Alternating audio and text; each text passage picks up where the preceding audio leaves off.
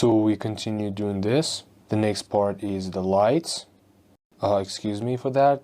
In this section, it's particles. In this section, you can set different types of fires, steam, and smoke, and simulate them in your projects. Something like this. Take a look at it. As you can see, it has a very high quality graphical standards. Particles can do that for you. Okay, let's click on this one and delete this one too, and this one. And you can observe this, and the fire that you place is extremely real.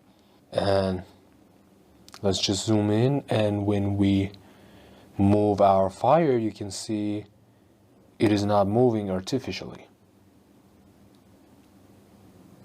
And on the background of this fire, you can see that the fire is somehow affecting the vision.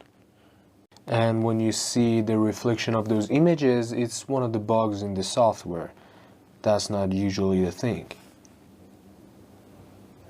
And in the upcoming versions, of course, they might fix these bugs, and they will fix these bugs, and they will make it better. The next part is the water section. As you can see, you can place a water cube, like a box, inside that project.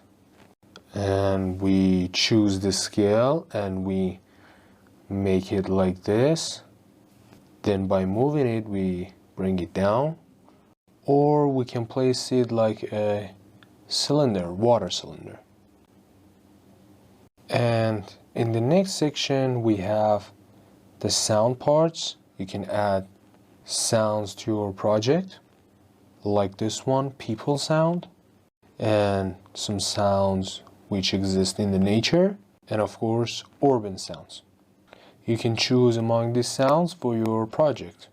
For example, I select this one and click here, and in this part we can enable it and turn it on and off. And later on we're going to discuss about these properties here. When you choose a sound for your project,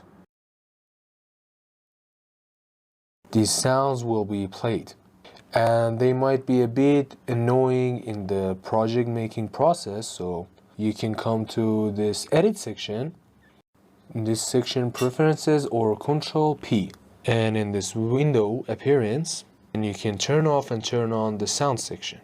So from these sections you can edit things about those sounds. Well, this window has a lot of options, and we will discuss all of them later. We click on OK for now.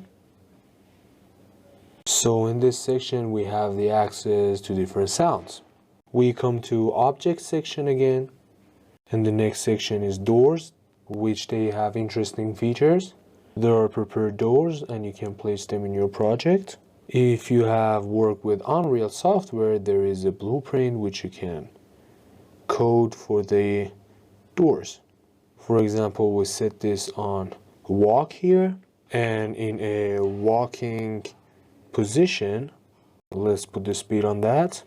And when we get close to the door, as you can see near this area, the door gets opened, and when we move away from it, the door gets closed.